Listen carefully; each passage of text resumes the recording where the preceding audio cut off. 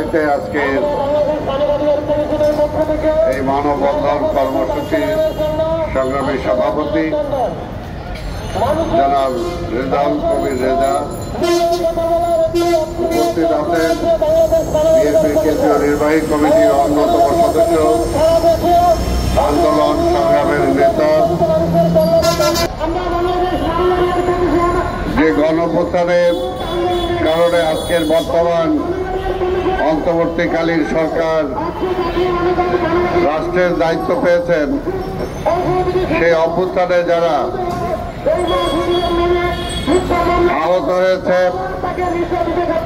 পঙ্গু হয়েছে, অঙ্গহানি হয়েছে, আমরা বারবার দেখতে পাচ্ছি তাদেরকে আহাজারি করতে হচ্ছে। এইটা কেমন কথা? সেই একই কথা হলো যে আমরা দেখছি মুক্তিযুদ্ধের সমস্ত পক্ষের কথা বলে, সমস্ত দাবিদার হয়ে আওয়ামী লীগ যেমনি যুদ্ধাহত মুক্তিযোদ্ধাদের পুনর্বাসন করতে পারে নাই, মুক্তিযোদ্ধাদের যে সম্মান দেওয়া দরকার সেই সম্মানটুকু দিতে যে শুধু দলবাজি করেছেন।